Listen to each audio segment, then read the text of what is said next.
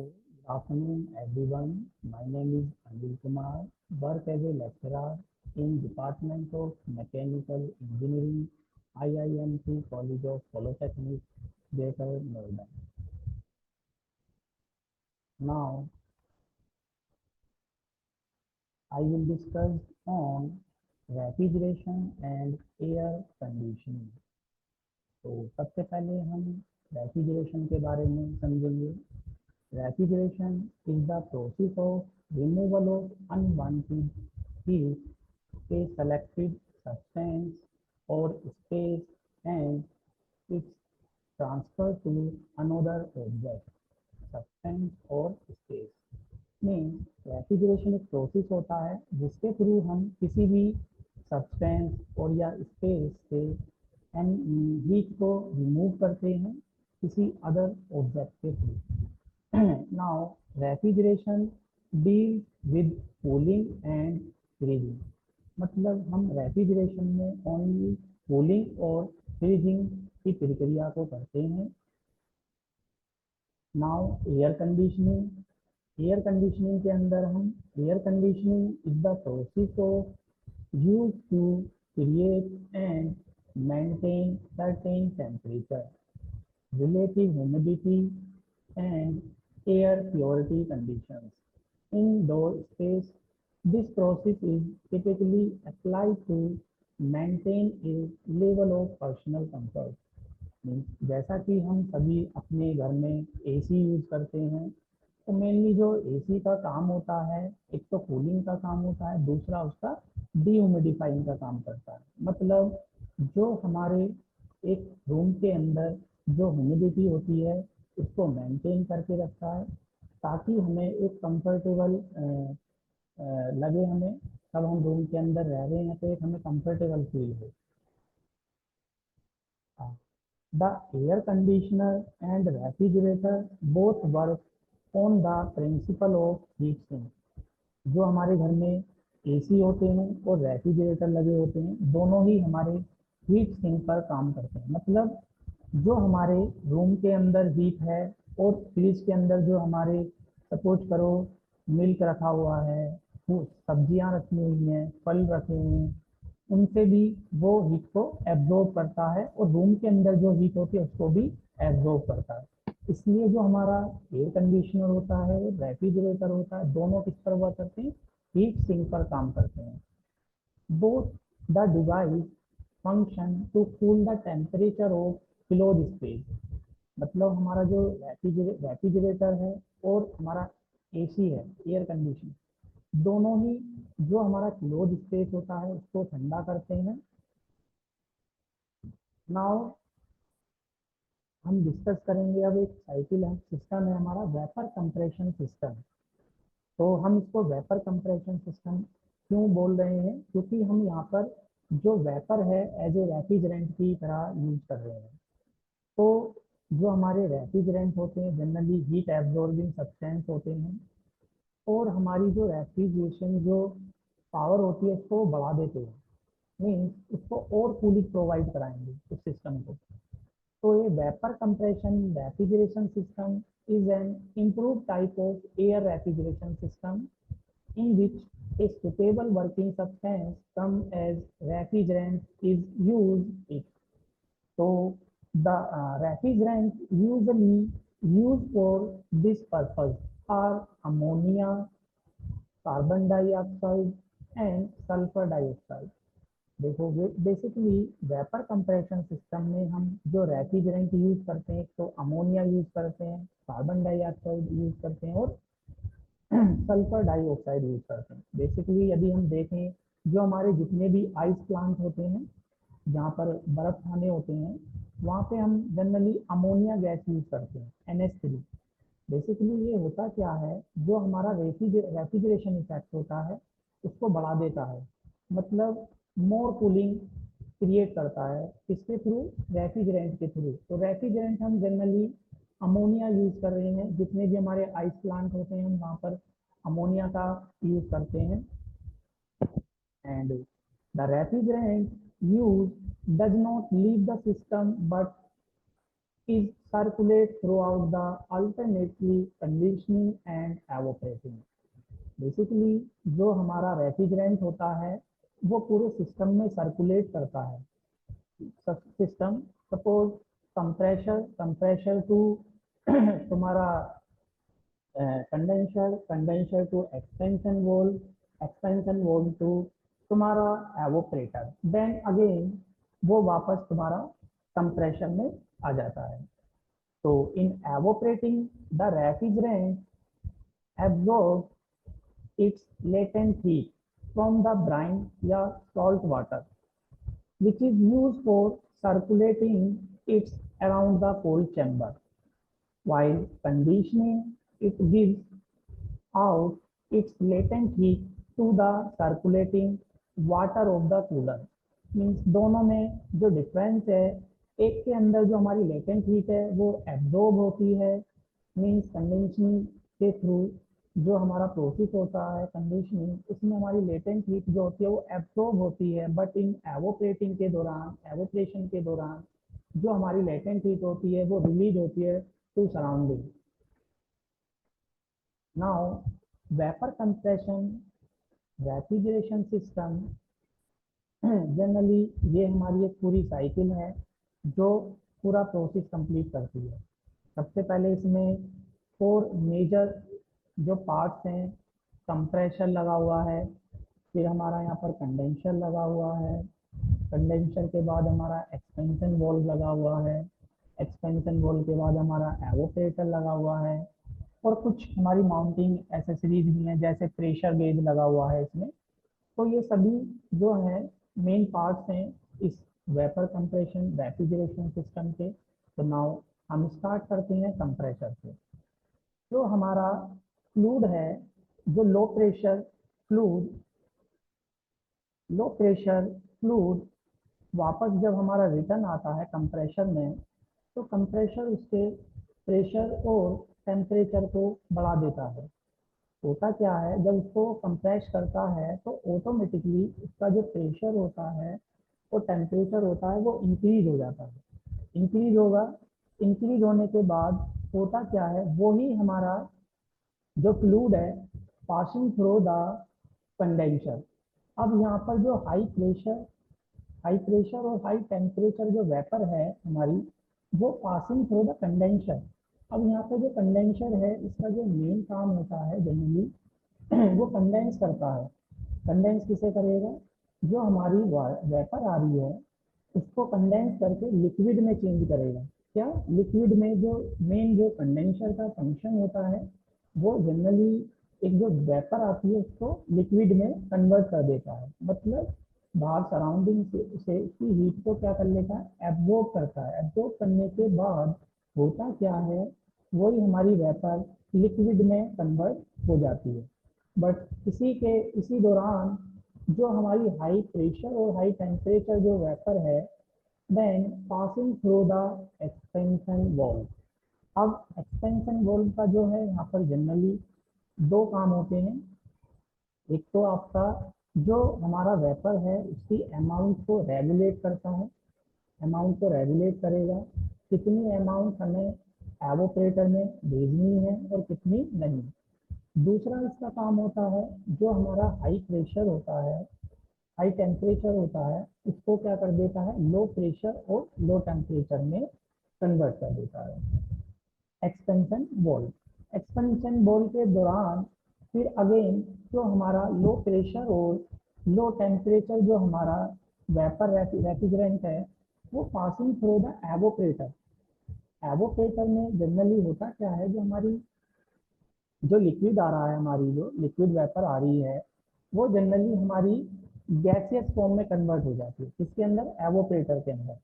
अब एवोपरेटर में होता क्या है, जब वो हमारी जो हमारा लिक्विड है वो वेपर फॉर्म में कन्वर्ट हो रहा है, तो वहाँ पे जो हमारी लेटेंट हीट है वो रिलीज होती है सराउंडिंग की side to the surrounding. Then again low pressure vapour passing through the again return compressor, but in evaporator जो बहुत मेन पार्ट है हमारा पूरे वेपर कंप्रेशन रेफ्रिजरेशन सिस्टम का, यहीं पर हमारा रेफ्रिजरेशन इफेक्ट क्रिएट होता है। मीन्स यदि हम इसको एक रेफ्रिजरेटर से कंपेयर करें, जो भी हमारे घर में रेफ्रिजरेटर होते हैं, तो आप जब हम रेफ्रिजरेटर का गेट ओपन करते हैं तो उसके अंदर का जितना भी पार्ट होता है जहाँ पर कूलिंग होती है, रेफ्रिजरेशन इफेक्ट क्रिएट होता है, उसी को हम एवोपरेटर कहते हैं। जहाँ पर हम अपने फल, सब्जियाँ, दूध, ड्राई फ्रूट, चॉकलेट, तो होता क्या है ड्यूरिंग द एवोपरेशन, तो ये जो जितनी भी इनकी हीट होती है, फल, फ्रूट, दूध, वो उसको एब्जॉर्ब कर लेता है। एब्जॉर्ब करने के बाद उसको एक अपने मेंटेनिंग टेम्परेचर तक लेकर आता है। मतलब उसको क्या है, जो कूलिंग टेम्परेचर होता है उस पर लेके आता है। देन अगेन जब वो हीट एब्जॉर्ब करता है तो वो ही हमारी अगेन दोबारा से क्या हो जाती है, हीट में कन्वर्ट हो जाती है। Then again return to compressor. Compressor again compress the low pressure vapour जो है कन्वर्ट इनटू हाई प्रेशर और हाई टेम्परेचर में कन्वर्ट कर देता है। अगेन यहाँ पर कुछ एसेसरीज है, जैसे प्रेशर गेज है, ये प्रेशर मेजर करता है continuously. Then again passes through high pressure और हाई टेम्परेचर जो वेपर है हमारी पासिस होती है कंडेंसर। तो ये प्रोसेस हमारा होता क्या है, रेगुलरली कन्वर्ट होता रहता है। Again component of vapour compression refrigeration system: compressor, condenser, receiver, expansion valve and evaporator. Now अब हम इन्हें थोड़ा ब्रीफली समझेंगे। कंप्रेसर का क्या काम है, कंडेंसर का क्या काम है, रिसीवर का क्या काम है, एक्सपेंशन वाल्व का क्या काम है और एवोपरेटर का क्या काम है। ये एक सिस्टमेटिक डायग्राम है जिसमें हमारा compressor, condenser, expansion valve and एक एवोपरेटर है। अब एवोपरेटर के साथ हमें एक फैन भी अटैच है। फैन जनरली हम एक एक्स्ट्रा कूलिंग के लिए यूज कर रहे हैं, यहाँ पर फोर्स कूलिंग के लिए, फोर्सफुली हम कूलिंग करा रहे हैं। नाउ फर्स्ट कंप्रेशर है, तो कंप्रेशर का मैंने the vapour at low pressure and low temperature enter the compressor. मैंने आपको पहले भी बताया था डायग्राम में, जब हमारी एवोपरेटर के थ्रू हमारी जो वेपर आ रही है, वो उसका जो प्रेशर होता है, वो टेम्परेचर होता है वेरी लो होता है, तो वो अगेन इसमें आती है हमारी कंप्रेशन में। तो where it is compress to high pressure and high temperature. Compressor generally increase the pressure और temperature. This high pressure and temperature vapour refrigerant are discharged into the condenser through the discharge valve। मैंने आपको पहले भी बताया था, जो हमारा जब हम हाई प्रेशर और हाई टेम्परेचर जो वेपर होती है हमारी refrigerant vapour, then again passes through the condenser. Now condenser के बारे में हम जानेंगे। द कंडेंसर और कूलर, हम इसको कूलर भी बोलते हैं क्योंकि कंडेंसर क्या करता है, कंडेंस करता है उस चीज़ को, रेफ्रिजरेंट को ठंडा करता है उसकी वेपर को। तो कंडेंसर और cooler consist of coils of pipe in which the high pressure and high temperature vapor refrigerants are cooled and condensed। जो हमारे घर में रेफ्रिजरेटर होता है, यदि आप उसकी बैक साइड में देखें तो एक जालियां सी लगी होती हैं, ब्लैक कलर की जालियां, जनरली वो कंडेंसर का काम करती हैं हमारे रेफ्रिजरेटर के अंदर। तो the refrigerant while passing through the condenser give up its latent heat to the surrounding conditioning medium, which is normally air or water. Now, third, receiver. The condensed liquid refrigerant from the condenser is stored in a vessel known as receiver। Means जब हमारी condenser के through जो हमारी vapour liquid में convert हो रही थी, उसी लिक्विड को हम एक रिसीवर में स्टोर कर लेते हैं, from receiver from where it is supplied to the evaporator through the expansion valve. Now expansion valve, it is also called a throttle valve. Its function is to allow the liquid refrigerant under high pressure and temperature to pass through it where it reduces its temperature and pressure. Means जो हमारा receiver है, जहाँ पर हमारा store है हमारा liquid form में refrigerant, then again passes through the expansion valve. अब एक्सपेंशन वोल्व क्या करता है, इसके दो फंक्शन होते हैं मेनली। एक तो जो इसकी अमाउंट होती है उसको कंट्रोल करता है, कितनी अमाउंट हमें एवोपरेटर में भेजनी है। दूसरा, इसके जो प्रेशर होता है, हाई प्रेशर होता है और हाई टेम्परेचर होता है, उसको क्या कर देता है, कन्वर्ट कर देता है लो प्रेशर और लो टेम्परेचर में। तो ये जो वर्क होता है ये हमारा एक्सटेंशन वोल्व का काम होता है। Now last, evaporator. एवोपरेटर एक मोस्ट इम्पोर्टेंट पार्ट है इस पूरे कंप्रेशन सिस्टम का।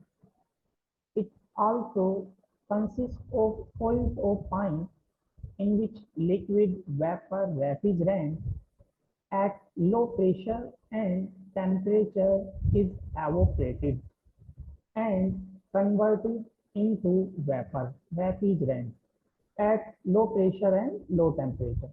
मीन्स एवोपरेटर में होता क्या है, जो हमारी लो प्रेशर और लो टेम्परेचर जो हमारी रेफ्रिजरेंट वेपर आती है उसको वेपर में कन्वर्ट कर देता है। जो लिक्विड होता है हमारा उसको किस में कन्वर्ट करता है, गैसियस फॉर्म में, वेपर फॉर्म में। तो एवोपरेटर एक ऐसा पार्ट है जहाँ पे हमारा रेफ्रिजरेशन इफेक्ट क्रिएट होता है। मीन्स हम कह सकते हैं कि जो एवोपरेटर होता है वो हमारा एक मोस्ट इम्पोर्टेंट पार्ट है, जो हमारा बहुत बड़ा एक रोल निभाता है हमारा कंप्रेशन, वेपर कंप्रेशन सिस्टम के अंदर। तो सब जो हम फ्रिज के अंदर, सॉरी रेफ्रिजरेटर के अंदर अपना फल हो गया, सब्जी हो गई, मिल्क हो गए, तो हम सबको सब हम एवोपरेटर के अंदर ही रखते हैं। तो एवोपरेटर हमारा मेन पार्ट, हम कह सकते हैं कि एवोपरेटर हमारा मेन पार्ट है। नाउ अब हम वेपर कंप्रेशन रेफ्रिजरेशन सिस्टम के बारे में, इनके एडवांटेज और डिसएडवांटेज के बारे में भी समझेंगे। तो सबसे पहले हम एडवांटेज के बारे में समझें तो it has smaller size for the giving capacity of refrigeration, it has less running cost, it can be employed over a large range of temperature।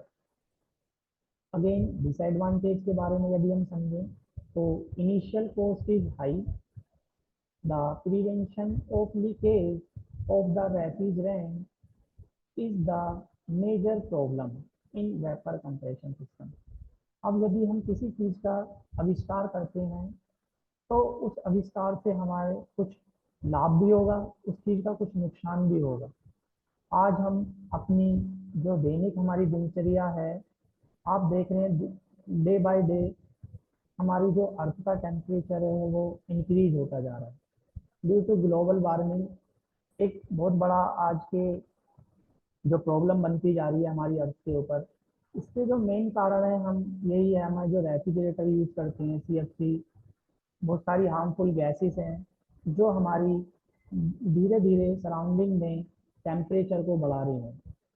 हम ह्यूमंस अपने कंफर्टेबल के लिए बहुत सारी चीज़ों का आविष्कार कर रहे हैं, मगर हम इसके पीछे ये जानने की कोशिश नहीं कर रहे कि कहीं ना कहीं एक दिन ये हमें बहुत बड़ा नुकसान भी देंगी। आज आप एक मिनिमम एवरेज टेम्परेचर देखो तो मिनिमम 45 टेम्परेचर हम रहते हैं नॉर्मली बाहर। आज इसी यदि हम आज 10 से 20 साल पहले जाएं तो यही टेम्परेचर हमारा 30 डिग्री सेल्सियस है। तो लोग अपने ह्यूमन कंफर्ट के लिए, अपने कंफर्टेबल के लिए चीज़ों का आविष्कार तो कर रहे हैं, मगर ये ध्यान नहीं दे रहे हैं कि इसका कितना बड़ा डिसएडवांटेज है हमारे ऊपर। Now application of vapour compression system. तो इसका जो जनरली हम यूज करते हैं एप्लीकेशन है, जैसे chilling of drinking of water, ठंडे पानी में, चिलिंग ऑफ बेवरेजेस, जो फ्री जो कोल्ड ड्रिंक वगैरह होती हैं हमारी, पेप्सी है, और फ्रूट जूस हो गई, स्टोर करने के लिए यूज होता है हमारा। एयर कंडीशनिंग, बिल्डिंगों में हम इसका यूज करते हैं, और ऑटोमोबाइल्स में हम यूज करते हैं इनका, कार हो गया, टैक्सी हो गई, वहाँ पर भी हम इनका यूज करते हैं। Thank you. एंड